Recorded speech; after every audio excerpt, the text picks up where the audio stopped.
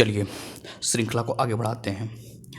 उम्मीद है कि आपको ये बात समझ में आ रही होगी कि श्रृंखला किस तरीके से चल रही है। पूरे प्लेटफॉर्म पर विचारक इस यूट्यूब चैनल पर आपको जो भी प्लेटफॉर्म जो ये प्लेलिस्ट बनाई गई है और उस प्लेलिस्ट में क्या क्या चीज़ें अपलोड की जा रही हैं आपको अच्छे से पता होगा। एक क्रम चल रहा है, एक सीक्वेंस चल रहा है, ये श्रृंखला है। ये जो श्रृंखला आज जो मैं पढ़ा रहा हूँ ज्योग्राफी की श्रृंखला है, ये लाइन बाय लाइन एनसीईआरटी की श्रृंखला है। उसी के साथ उसी के पैरेलल में और भी प्लेलिस्ट चल रहे हैं। तो उम्मीद है कि आपको अगर नहीं पता है तो आप जाकर जरूर देखेंगे कि हाँ आपके लिए क्या बेनिफिशियल है। मैं अपने अकॉर्डिंग चीज़ों को बना रहा हूँ, आप अपने अकॉर्डिंग देखेंगे, ये तो पता ही है। तो श्रृंखला को आगे बढ़ाते हुए आज हम शुरू करते हैं। हमने यहाँ तक छोड़ा था, तटीय मैदान के आगे से हम चलेंगे। ठीक है, चलिए ज़्यादा टाइम न बर्बाद करते हुए हम अपने इस श्रृंखला को आगे बढ़ाते हैं और इस श्रृंखला में हम तटीय मैदान से शुरू करते हैं। ठीक है, चलिए आप पहले ही पढ़ चुके हैं कि भारत की तट रेखा बहुत लंबी है। एनसीईआरटी बोल रहा, मैं नहीं बोल रहा हूँ, एनसीईआरटी की भाषा। एनसीईआरटी क्या कह रहा है, मैं उसको केवल एक्सप्लेन करने का प्रयास करूँगा, आपको समझाने का प्रयास करूँगा एक सरल तरीके से, एक सरल भाषा में, ताकि समझने में दिक्कत ना हो, समझने में कोई परेशानी ना हो। ठीक है ना। स्थिति और सक्रिय भू आकृतिक प्रक्रियाओं के आधार पर, स्थिति और सक्रिय शब्दों को पकड़िए। शब्द क्या कह रहे हैं, स्थिति और सक्रिय भू आकृतिक प्रक्रिया, मतलब जो भू आकृतिक प्रक्रिया सक्रिय है उसकी बात हो रही है। ठीक है ना, ध्यान रखिए, शब्दों पे गौर रखिए। शब्दों पर एनसीईआरटी खेलता है और उसके बाद क्या है, यूपीएससी खेलता है उसके बाद। ठीक है, तो स्थिति और सक्रिय भू आकृतिक प्रक्रियाओं के आधार पर तटीय मैदानों को दो भागों में बांटा जा सकता है। पहला मैदान कौन सा है, पश्चिमी तटीय मैदान, पश्चिम भाग वाला, और दूसरा है पूर्वी तटीय मैदान, पूर्वी। याद रखिएगा, दो क्या कहा मैंने, तटीय मैदान को दो भागों में बांटा जा सकता है। पहला है पश्चिमी तटीय मैदान, दूसरा है पूर्वी तटीय मैदान। तो इस चीज़ को आपको ध्यान रखना है कि पहला कौन सा है, दूसरा कौन सा है।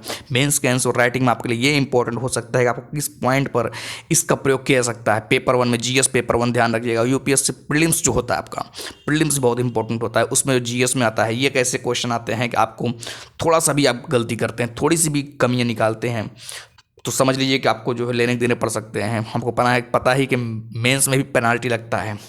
जो नहीं पता होगा आप देखते रहिए, पता चल जाएगा धीरे धीरे।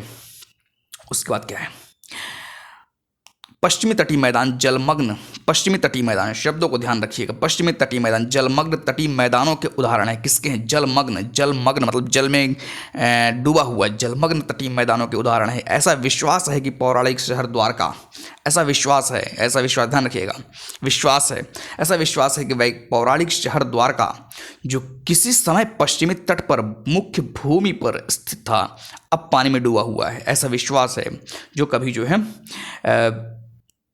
यहाँ पर देखिए क्या लिखा है, जो किसी समय पश्चिमी तट पर मुख्य भूमि पर स्थित था, अब क्या है, पानी में डूबा हुआ। जलमग्न होने के कारण पश्चिमी तटीय मैदान एक संकीर्ण पट्टी मात्र और पत्तनों एवं बंदरगाह विकास के लिए प्राकृतिक परिस्थितियां प्रदान करता है। किसके लिए, याद रखिएगा, पत्तनों एवं बंदरगाह के विकास के लिए, पत्तन और बंदरगाह।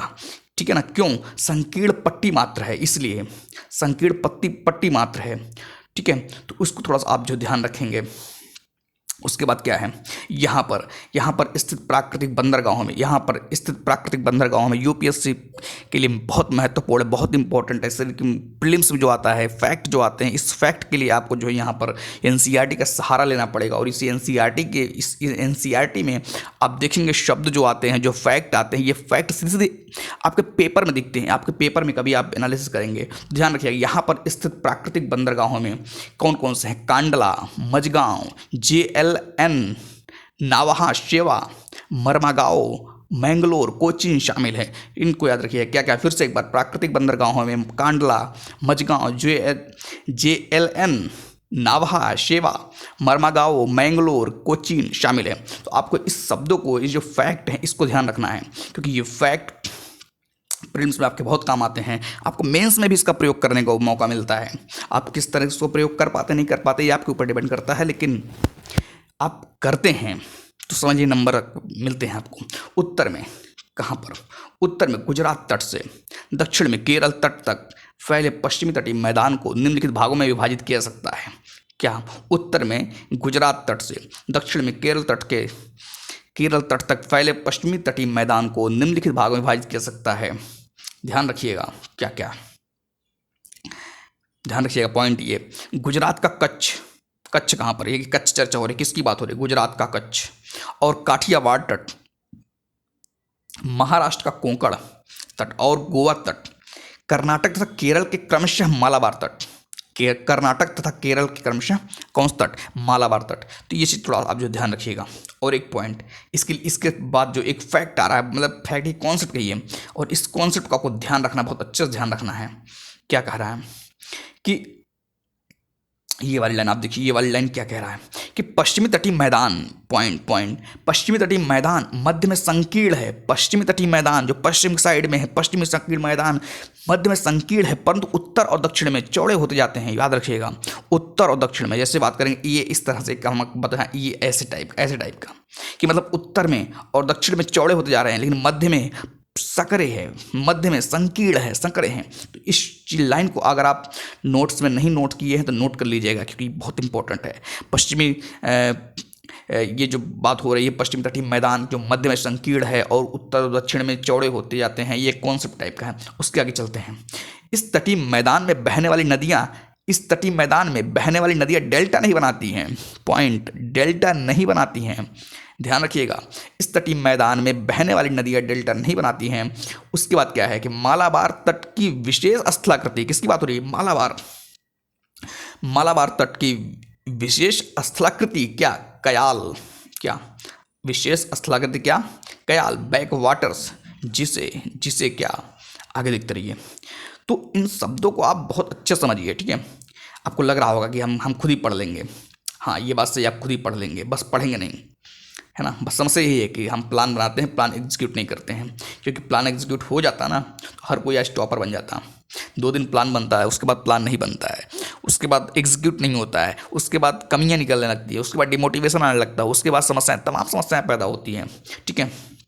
तो खैर, जो कयाल की बात हो रही थी, कयाल मछली पकड़ने और अंतःस्थलीय नौकायन के लिए प्रयोग किया। पॉइंट ध्यान रखिएगा, कयाल किस लिए प्रयोग होता है, मछली पकड़ने के लिए और अंतःस्थलीय नौकायन, अंतःस्थलीय नौकायन के लिए प्रयोग किया जाता है, और पर्यटकों के लिए विशेष आकर्षण केंद्र है। पर्यटक के लिए भी इंपॉर्टेंट है। मछली पकड़िए, अंतःस्थलीय नौकायन, वहाँ पर नौकायन करिए, उसके बाद जो है पर्यटक घूमिए टहलिए, इसके लिए महत्वपूर्ण है। केरल में हर वर्ष प्रसिद्ध नेहरू ट्रॉफी वलाम काली नौका दौड़ इसको बोलते हैं, वलाम काली, ये वलाम काली शब्द ही नहीं पता तो बड़ी समस्या हो जाए, का आयोजन पुन्नामदा कयाल में किया जाता है। कहाँ किया जाता है, पुन्नामदा कयाल, कहाँ किया जाता है, पुन्नामदा कयाल। उसके बाद क्या है, उसके बाद पश्चिमी तटीय मैदान की तुलना में पूर्वी तटीय मैदान, पॉइंट पश्चिमी तटीय मैदान की तुलना में पूर्वी तटीय मैदान चौड़ा है। पश्चिमी तटीय मैदान की तुलना में पूर्वी तटीय मैदान चौड़ा है। जो पश्चिम साइड में है, जो पश्चिमी तटीय मैदान, इतनी देर से मैं चर्चा बता रहा हूँ आपको, समझा रहा हूँ इस चीज़ को कि पश्चिमी तटीय मैदान की तुलना में पूर्वी तटीय मैदान चौड़ा है और उभरे हुए तट का उदाहरण है, उभरे हुए तट का उदाहरण है। पॉइंट, पूर्व की ओर बहने वाली और बंगाल की खाड़ी में गिरने वाली नदियाँ यहाँ लंबे चौड़े डेल्टा बनाती हैं।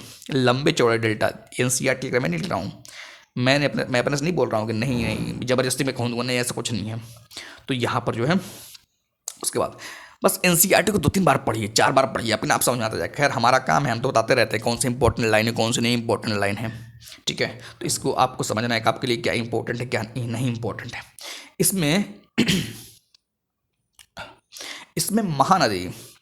इसमें महानदी गोदावरी, कृष्णा, कावेरी का डेल्टा शामिल है। किसका महानदी गोदावरी, कृष्णा और कावेरी का डेल्टा शामिल है। उभरा तट होने के कारण, कौन सा कारण, देखिए असरसन रीजन से क्वेश्चन बन जाएगा, असरसन रीजन क्वेश्चन बन जाएगा। क्या, उभरा तट होने के कारण यहाँ पत्तन और पोत्राशय बने। पत्तन और पोत्राशय बने, बात सही है ना, पत्तन और पोताश्रय बने, बात सही है। लेकिन क्यों बने हैं, उभरा तट होने के कारण बने हैं। क्यों बने हैं, उभरा तट होने के कारण बने हैं। पॉइंट, ठीक है। उसके बाद क्या है,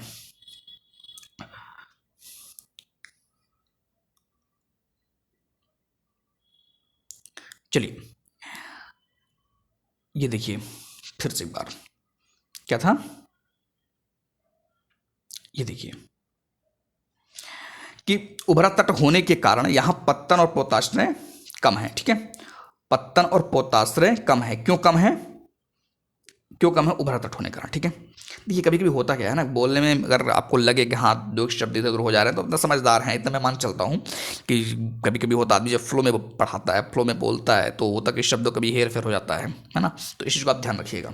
इसीलिए मैं ऑथेंटिक चीज़ों को यूज करता था कि अगर मान ली थोड़ा सा मेरे अंदर कोई गलती होना, ह्यूमन नेचर है, लेकिन आप कम से कम यहाँ तो इंप्रूव कर सकते हैं। जो हम डॉक्यूमेंट्स यूज कर रहे हैं वो डॉक्यूमेंट्स जो ओरिजिनल हैं, ऐसा नहीं है कि हम खुद भी गलती कर रहे हैं, है ना। तो उसमें ध्यान रखिएगा। खैर, यहां पर महाद्वीपीय शेल्फ की चौड़ाई, किसकी चौड़ाई? महाद्वीपीय, यहां पर महाद्वीपीय शेल्फ की चौड़ाई 500 किलोमीटर है। कितनी है? 500 किलोमीटर, जिसके कारण यहां पत्तनों और पोताश्रयों का विकास मुश्किल है। क्यों पत्तनों और पोताश्रयों का विकास मुश्किल क्यों है? क्योंकि महाद्वीपीय शेल्फ की चौड़ाई कितनी है? 500 किलोमीटर है। कारण है, कारण है, ध्यान रखिएगा, ये कारण है और कुछ नहीं। ठीक है, तो उसके बाद क्या है? पूर्वी तट के कुछ पत्तनों के नाम बताइए। ये आपसे पूछ रहा है, बच्चे की तरह आपसे पूछ रहा है, आप बताइए कि पूर्वी तट के कुछ पत्तन कौन कौन से हैं। ठीक है, उसके बाद आते हैं कहाँ पर? उसके बाद है द्वीप समूह। क्या है? द्वीप समूह। अब द्वीप समूह को थोड़ा सा अच्छे से समझिएगा। द्वीप समूह बहुत इंपॉर्टेंट होते हैं, प्रीलिम्स पॉइंट ऑफ व्यू से और ज़्यादा इंपॉर्टेंट हो जाते हैं। ठीक है, क्या है? भारत के दो प्रमुख द्वीप समूह हैं। भारत में दो प्रमुख द्वीप समूह हैं। पहला कौन सा? बंगाल की खाड़ी। दूसरा कौन सा? अरब सागर। ठीक है, बंगाल की खाड़ी के द्वीप समूहों में लगभग 572 द्वीप हैं। कितने? लगभग 572 द्वीप हैं। लगभग 572 द्वीप है। ये द्वीप 6 डिग्री उत्तर से 14 डिग्री उत्तर, 6 डिग्री उत्तर से 14 डिग्री उत्तर और 92 डिग्री पूर्व से 94 डिग्री पूर्व के बीच स्थित हैं। डिग्री अगर आपको याद रखना तो याद रखिएगा, वैसा कोई इंपॉर्टेंट नहीं है कि आ जाएगा, कभी कभी स्टेट में आता है, तो इसको अगर आपको ध्यान रखना है तो ध्यान रखिएगा, काम कर देगा। ठीक है, फिर उसके बाद क्या है? रीची द्वीप समूह और लबरींथ द्वीप। रीची द्वीप समूह और लबरींथ द्वीप यहाँ के दो प्रमुख द्वीप समूह हैं। कौन कौन से? रीची द्वीप समूह और लबरींथ द्वीप समूह यहाँ के दो प्रमुख। बंगाल की खाड़ी के द्वीपों को दो श्रेणियों में, बंगाल की खाड़ी के द्वीपों को दो श्रेणियों में। अच्छा, एक चीज ध्यान रखिएगा, ये दिया हुआ है जो बीच में है ना, इसको आप मन करे पढ़ लीजिएगा, मन करे कोई बात नहीं। ठीक है ना, बांटा जा सकता है किसमें किसमें, अब इसको ध्यान रखिएगा, किस में बांटा जा सकता है? उत्तर में अंडमान और दक्षिण में निकोबार। उत्तर में अंडमान, अंडमान उत्तर में है, ध्यान रखिएगा, उत्तर में अंडमान और दक्षिण में निकोबार। तो ये थोड़ा सा आप जो है, ये द्वीप समुद्र में जलमग्न पर्वतों का हिस्सा है। ये द्वीप समुद्र में जलमग्न पर्वतों का हिस्सा है। समुद्र में जलमग्न पर्वतों का हिस्सा है, जो मतलब जो पर्वत डूब गए हैं उसका हिस्सा है, ध्यान रखिएगा। कुछ छोटे द्वीपों की उत्पत्ति ज्वालामुखी से भी जुड़ी है। बैरन आइलैंड नामक भारत का एकमात्र जीवंत ज्वालामुखी भी निकोबार द्वीप समूह में स्थित है। याद रखिए, बैरन याद रखिएगा, बैरन कहाँ पर स्थित है? बैरन निकोबार द्वीप समूह में स्थित है। यह द्वीप असंगठित कंकड़, पत्थर और गोलाश्म से बना हुआ है। तो इसको भी आपको थोड़ा सा ध्यान रखे रहना है, क्या पता जो है कभी घूमते घूमते आ जाए क्वेश्चन। ठीक है, उसके बाद ये देख लीजिए क्या है, थोड़ा सा इंपॉर्टेंट है। इस द्वीप समूह की मुख्य पर्वत चोटियों में सैडल चोटी, कौन? सैडल चोटी उत्तरी अंडमान में, माउंट डिओवली मध्य अंडमान, माउंट कोयोब दक्षिणी अंडमान, माउंट थुइलर ग्रेट निकोबार शामिल हैं। कौन कौन से? सैडल चोटी उत्तरी अंडमान में, माउंट डिओवली मध्य अंडमान, माउंट कोयोब दक्षिण अंडमान और माउंट थुइलर ग्रेट निकोबार शामिल है। ठीक है, उसके बाद आता है क्या? ये देखिए, ये पॉइंट क्या कह रहा है? पश्चिमी तट के साथ कुछ प्रवाल निक्षेप तथा खूबसूरत पुलिन हैं। कुछ प्रवाल निक्षेप तथा खूबसूरत पुलिन हैं। पश्चिमी तट, इमेज बन जाना चाहिए आपकी, पश्चिमी तट बात हो रही है। यहाँ स्थित द्वीपों पर संवहनी वर्षा, कौन सी वर्षा हो? संवहनी वर्षा, कौन सी वर्षा? संवहनी। यहाँ स्थित द्वीपों पर संवहनी वर्षा होती है और भूमध्य रेखीय प्रकार की वनस्पति उगती है। कौन सी, किस प्रकार की वनस्पति उगती है? भूमध्य रेखीय, याद रखिएगा। पश्चिमी तट के साथ, पश्चिमी तट बात हो रही है, पहली चीज। दूसरी चीज क्या है? वहां पर भूमध्य रेखीय प्रकार की वनस्पतियां उगती हैं, ये भी ध्यान रखिएगा। वर्षा कौन सी होती है? संवहनी वर्षा होती है, भी ध्यान रखिएगा। वहां पर पश्चिमी तट पर ही प्रवाल निक्षेप तथा खूबसूरत पुलिन है। ठीक है, आगे चलते हैं। उसके बाद अरब सागर के द्वीपों में, अरब सागर की बात हो रही है, किसकी बात हो रही है? अरब सागर के द्वीपों में लक्षद्वीप और मिनिकॉय शामिल है। याद रखिएगा, लक्षद्वीप और मिनिकॉय कहाँ पर, अरब सागर में। जब भी अरब सागर की बात आए उसमें दो द्वीप ध्यान रखिए, कौन कौन से, एक है आपका लक्षद्वीप और दूसरा कौन सा, मिनिकॉय। ये द्वीप 80 डिग्री उत्तर से 12 डिग्री उत्तर और 71 डिग्री पूर्व से 74 डिग्री पूर्व के बीच बिखरे हुए। ये सब हमने आपको बताया था डिग्री का मतलब क्या है, पहले लेक्चर में पढ़ाया था, जो चैप्टर पहला पढ़ाया था उसमें चर्चा हुई थी, ठीक है। उसके बाद क्या है ये देखिए, ठीक है, ये सब तो किलोमीटर, ठीक है। पूरा द्वीप, अब पॉइंट ध्यान रखिएगा, पॉइंट इंपॉर्टेंट क्या है, पूरा द्वीप समूह प्रवाल निक्षेप से बना है।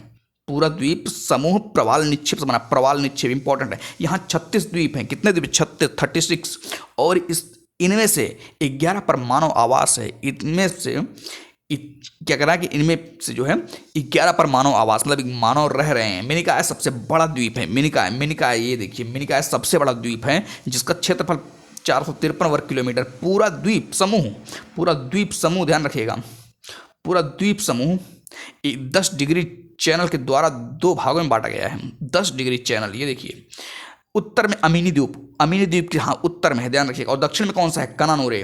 फैक्ट, ये फैक्ट आपको हो सकता है शायद ना पता हो सकता है आप इग्नोर कर देते हो, इन फैक्ट को याद रखिए कि अमीनी द्वीप जैसा उत्तर की बात करिएगा। उसके बाद दक्षिण में कौन सा, कनानूरे द्वीप, अमीनी द्वीप, कनानूरे द्वीप। इस द्वीप समूह पर तूफान निर्मित पुलिन है। कौन से निर्मित पुलिन है, तूफान, जिस पर अबद्ध गुटिकाएं, शिंगिल, गोलिश्मिकाएं तथा गोलाश्म पूर्वी समुद्र पर पाए जाते हैं। तो उम्मीद है कि आपको ये सारी की सारी बातें समझ में आई होंगी। उम्मीद ही कर सकते हैं, और क्या कर देंगे, उम्मीद के अलावा क्या कर सकते हैं भाई। तो ठीक है, आज के लिए इतना रखते हैं। ये चैप्टर आपका खत्म हो गया। ये जो चैप्टर था, ये देखिए, आपको मन करे आपको एनसीईआरटी के जो क्वेश्चन दिए गए ये क्वेश्चन आप जो है कर लीजिएगा। उसके बाद हमको शुरू करेंगे चैप्टर नंबर, ये कौन सा है, सेकंड चल रहा है ना, सेकंड चैप्टर खत्म हो गया। उसके बाद हम जो है शुरू करेंगे थर्ड चैप्टर। अभी कंटिन्यू करेंगे ज्योग्राफी, कुछ दिन तक ज्योग्राफी चलेगा। ज्योग्राफी के बाद देखेंगे कौन सा सब्जेक्ट मन करता है, ये ज़रूरत होती है। एक शेड्यूल वाइज चलेगा, आप एकदम टेंशन न लीजिए। जो एनसीईआरटी पहले वैसी एनसीईआरटी ढंग से चलेगी, है ना, और थोड़ा अब स्पीड बढ़ेगा। अब देखिएगा, अब जो क्या है कि डीप में चलेंगे, है ना, डीप इन द सेंस मतलब पीक लेवल की, मतलब स्पीड भी बढ़िया रहेगी, थोड़ा सा एक्सप्लेनेशन भी बढ़िया रहेगा, थोड़ा सा स्टडी चल ही रहा है बढ़िया, सब कुछ बढ़िया चल ही रहा है, कोई दिक्कत है नहीं इसमें, ठीक है। बीच बीच में जो कोई भी दिक्कत आती है, किसी भी तरह की दिक्कत आती है, उसको देखते रहेंगे, ठीक है। आप लोग जो भी कमेंट दिए, ध्यान रखिए, जो आप कमेंट देते हैं ना, जो आप कमेंट करते हैं, ये मान चलिएगा कि हर किसी के कमेंट जो है इन्वॉल्व करता हूँ मैं किसी न किसी फॉर्मेट में, किसी किसी तरीके से उसको हम जो इम्प्रूवमेंट के साइड में या एनालिसिस के साइड में, मतलब कहीं कहीं से हम उसको जो है सुधारने का प्रयास करते हैं जहाँ पर दिक्कत लगती है। अब ये नहीं कि हर चीज़ बताते हैं हम, हर चीज़ नहीं बताते हैं, ठीक है, लेकिन हाँ, जो ज़रूरत लगी, जैसे ज़रूरत लगी, हम उसको जो है इम्प्रूव करने में शामिल जरूर करेंगे। क्यों, क्योंकि हम ज़्यादा इस चैनल है ना, ये इस पर एक प्लेटफॉर्म है, यहाँ पर पढ़ने पढ़ाने यही सब चल रहा है। तो हर एक चीज़ का अपने एक उद्देश्य होता है, ऐसा नहीं कोई भी रैंडम कोई काम हो रहा हो, ठीक है। तो खैर आज के लिए इतना रखते हैं। बाकी उम्मीद है कि आगे के लेक्चर में भी आपको मज़ा आएगा। अब तो धीरे धीरे और मज़ा आएगा, अभी जुड़े रहिए थोड़ा सा, है ना, ठीक है। बाकी आज के लिए रखते हैं, मिलेंगे नेक्स्ट वीडियो में।